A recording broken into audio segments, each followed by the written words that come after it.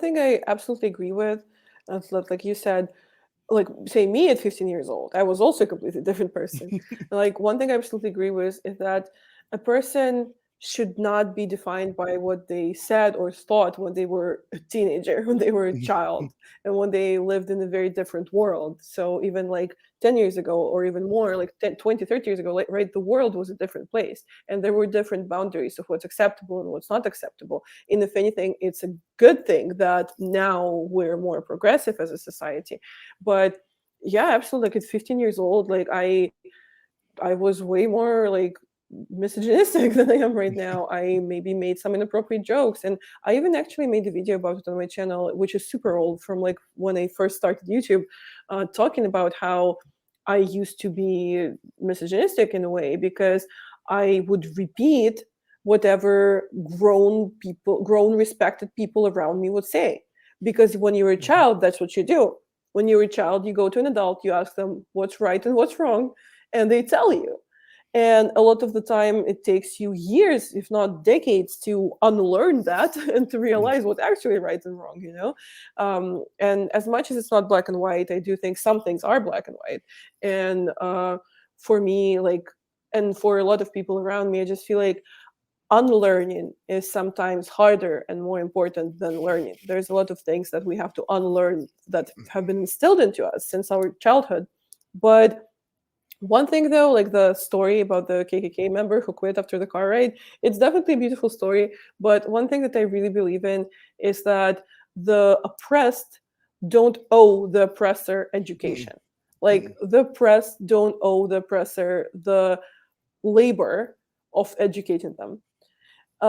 For me, like at one point when I got to like a certain number of followers, subscribers, when I got like a certain exposure, right, I had to make a proactive decision to stop explaining to people, to stop explaining feminism to people, because it was taking me so much energy every single time, and it was making me so emotional every single time. But I was like, well, if that's something I believe in and that's something that I want to promote, so if this person is in my replies goes like, but what about this and this, I have to explain to them. No, absolutely not. I even actually made the video like maybe 2 years ago where I explained why I don't talk about feminism to individual people anymore, because there's just, there's only so much emotional labor that you can provide, and there's only so much energy and mental capacity that you have as a person.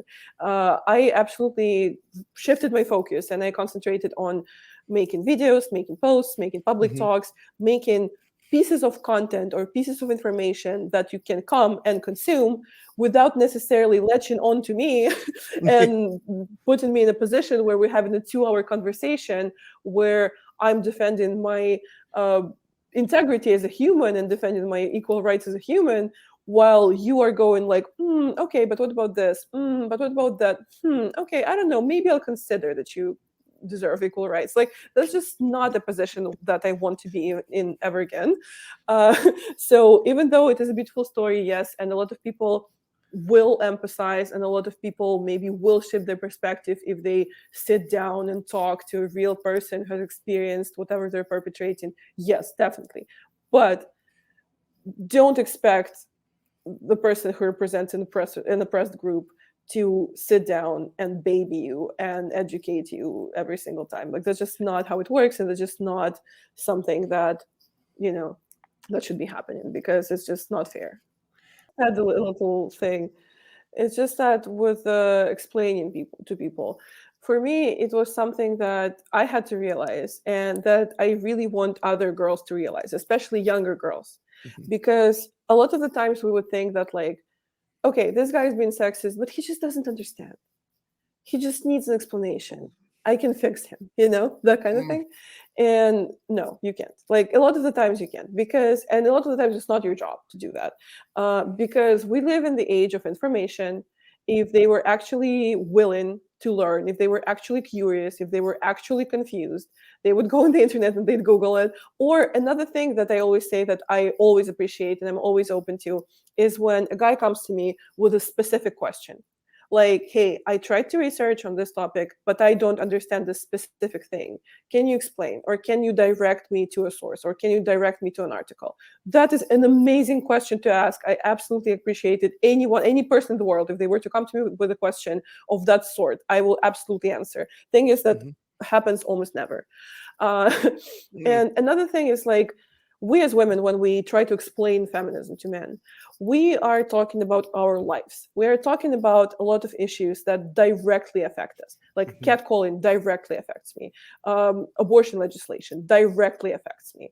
Like women's rights in the workplace directly affect me. So we're talking about something that's an issue, like in our daily life, and something that makes us feel unsafe, or makes us feel uncomfortable, or makes us feel in any other way, unhappy and unfulfilled. But for a lot of guys, when they talk to us about that, it's not something that's directly an issue to them. So for them, it's a theoretic discussion. So we have a person for whom it's a theoretic discussion versus a person for whom it's their livelihood. And a lot of the time I had this, like, just heartbreaking emotional conversations with men about how, like, look, this is why women feel this way. And they would turn around and be like, well, thank you. I had a great time having this discussion with you. No, like, this is not this is not how this is supposed to go. I hope So you what don't I'm think trying to that's say what is, I like, was doing. if No, you want to go and explain to this person, if you want to have this conversation, if you feel like it's important to you, if you feel like that's going to make you feel better, absolutely go have it. Yeah. But if but it's not what I want young girls to understand is absolutely not your job to do it. If they're confused, if they're annoying you, if they don't want to go research, just don't waste your time. That's what I'm saying.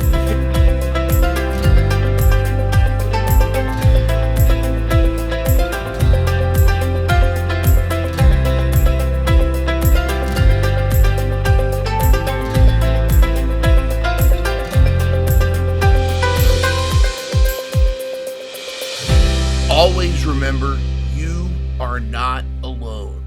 Catch full episodes every Monday at 12 p.m. Eastern, 9 a.m. Pacific.